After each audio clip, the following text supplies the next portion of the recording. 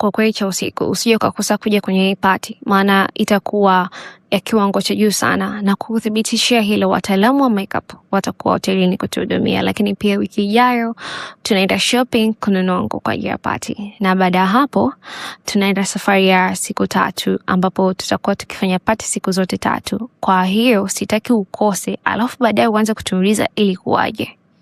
Kwa kweli siwezi kukosa hiyo party. Wewe unanijua jinsi ninavyopenda party. Yaani nitafanya juu chini niwepo kwenye hiyo party. Ni kweli unapenda party, lakini je, una pesa kuhudhuria kwenye hii party? Mbona unaniuliza hivyo? Kwani pesa inayohitajika ni shilingi ngapi? Ada ya kuhudhuria kwenye party ni shilingi milioni 5, na pesa inayohitajika kwa ajili ya nguo, wigi na makeup ni shilingi milioni 4, na pia unatakiwa uwe na pesa nyingine kwa ajili ya matumizi yako binafsi. Hiyo ni pesa nyingi sana. Ndiyo, ni pesa nyingi sana, ndio maana nimekuuliza, lakini hii ndio party pekee ambayo wanachama wote wa klabu yetu watakutana, na usipohudhuria unaweza kufukuzwa kwenye klabu. Hapana, sitaki kufukuzwa kwenye klabu.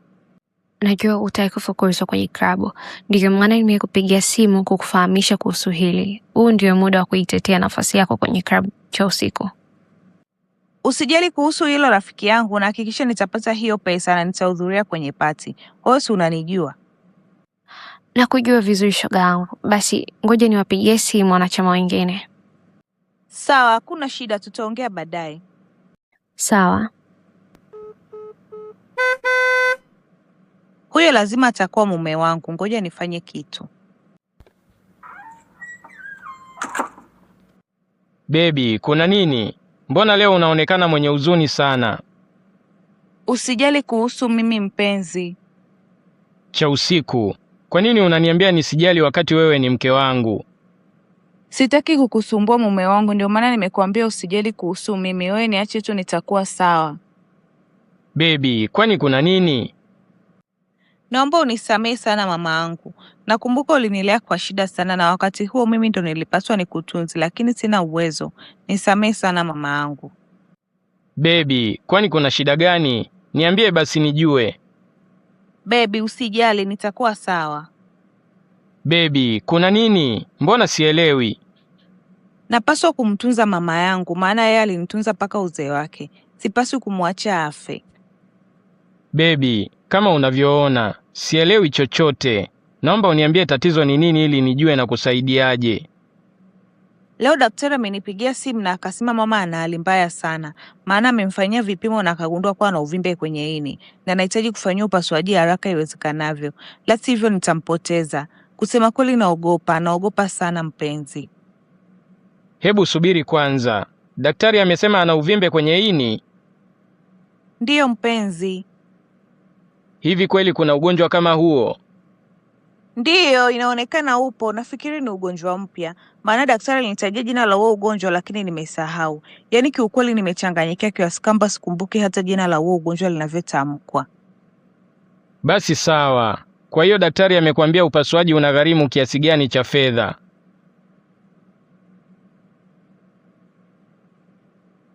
Cha usiku. Na kuuliza tena, ni kiasi gani kinahitajika kufanya huo upasuaji? Nimemwambia daktari amwache tu, maana tukilipa hicho kiasi cha pesa tunaweza tukakosa hata pesa ya kula. Baby, usijali kuhusu hilo. Unachotakiwa kufanya kwa sasa ni kuniambia ni kiasi gani kinahitajika. Halafu mimi nitajua cha kufanya. Sawa mpenzi, daktari amesema inahitajika shilingi milioni 25. Eti nini? Milioni 25? Kusema kweli hiyo ni pesa nyingi sana mpenzi, ndio maana nilikwambia usijali, mimi nitakuwa sawa.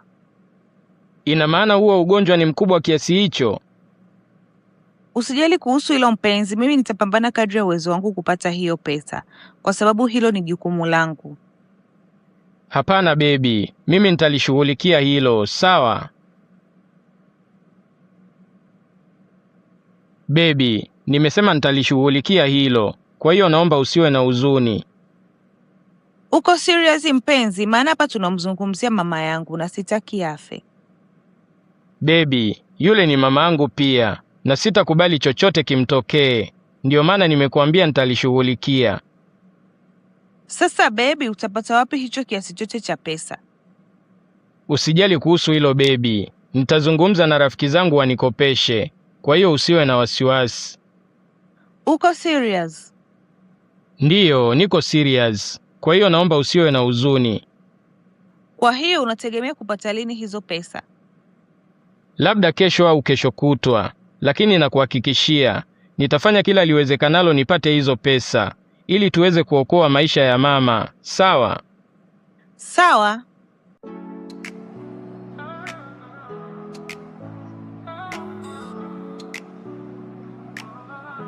Alex, uliniambia una jambo la muhimu sana ambalo unataka kuzungumza na mimi. Ni jambo gani hilo?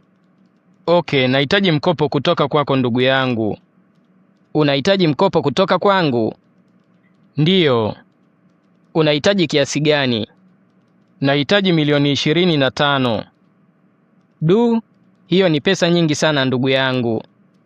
Najua ni pesa nyingi sana, lakini naomba unisaidie ndugu yangu. Maana mama yake cha usiku ana uvimbe kwenye ini na anahitaji kufanyiwa upasuaji haraka iwezekanavyo. La sivyo atapoteza maisha.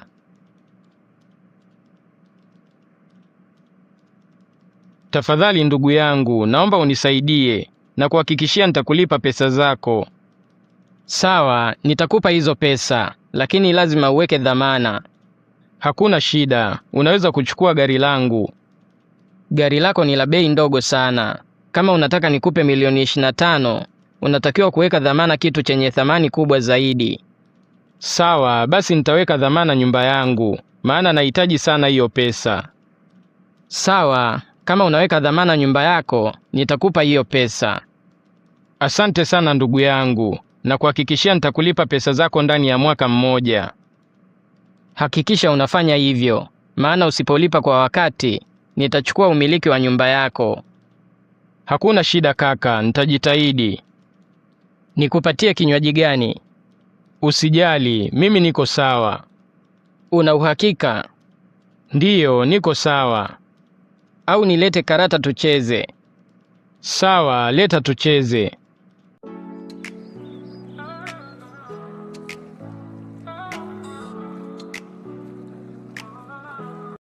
Yaani baby, huwezi kuamini nimemwelezea kila kitu kwenye meseji kuhusu ugonjwa wa mama, lakini hakunijibu chochote. Kwa hiyo ikanibidi tu. Baby, hivi umesikia kweli nilichokuambia? Ndiyo nimesikia. Ni nani tena huyo ananitumia meseji saa hizi? Yaani laiti angejua leo sina muda wa kuchati wala hata singenitumia meseji. Mungu wangu, asante sana baby. Kwa kweli mama atafurahi sana. Baby, nilikuambia usijali na nimefanya hivi ili kuokoa maisha ya mama. Kwa hiyo kilichobaki hapa ni kumwombea apone. Mimi nina uhakika mama lazima atapona na atarudi kwenye hali yake ya kawaida. Niamini mimi. We umejuaje kuwa lazima atapona? Mimi naamini atapona kwa sababu sisi tumefanya sehemu yetu na kuhakikisha pesa ya upasuaji imepatikana. Kwa hiyo tunachotakiwa kufanya kwa sasa ni kuwa na matumaini kwamba kila kitu kitakuwa sawa. Uko sahihi mpenzi. Kwa kweli nakushukuru sana baby kwa kuokoa maisha ya mama yangu. Usijali mpenzi. Ngoja mimi niende hapo dukani kwa Mangi mara moja. Sawa mpenzi, lakini usichelewe kurudi. Usijali, narudi muda si mrefu. Nakupenda mwa. Asante sana Mungu, mpango wangu umetiki.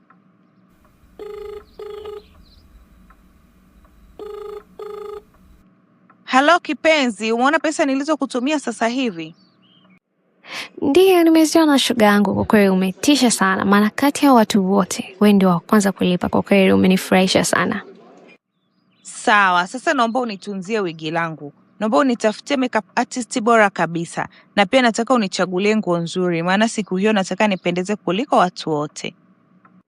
Usijali kuhusu hilo, kwa kuwa wewe ndio wa kwanza kulipa, utapata vitu vizuri kuliko wenzio. Sawa, basi nitakupigia baadaye. Sawa, bye. Eti tatizo laini, upuuzi mtupu.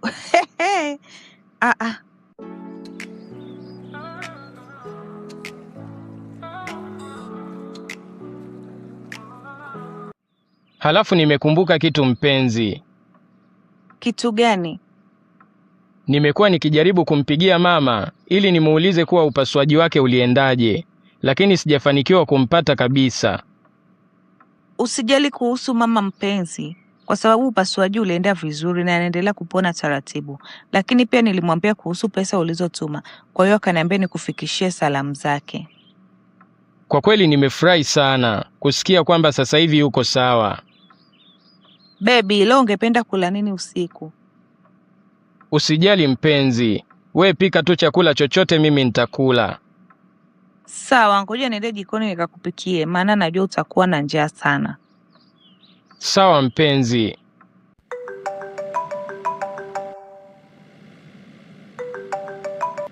Halo mama, shikamoo. Marahaba mwanangu, hujambo? Sijambo mama. Kwanza afadhali umenipigia simu, maana cha usiku alinieleza jinsi upasuaji ulivyokwenda na akaniambia sasa hivi unaendelea vizuri. Kwa kweli nimefurahi sana mama, maana nimekuwa nikiulizia hali yako kila siku. Hebu subiri kidogo Alex. Nadhani unaongea na mtu asiye sahihi. Ni nani aliyefanyiwa upasuaji? Mama, cha usiku aliniambia kuwa una uvimbe kwenye ini na ulienda kufanyiwa upasuaji. Nilikuwa na uvimbe kwenye ini? Mungu aniepushe mbali. Tafadhali Alex, mimi sina uvimbe wowote kwenye ini. Mama, kwa hiyo unataka kuniambia kwamba haukupokea milioni 25 za upasuaji kutoka kwa cha usiku? Hapana mwanangu, sijapokea pesa yoyote na wala sijafanyiwa upasuaji. Sawa mama, nitafikisha salamu zako kwa cha usiku.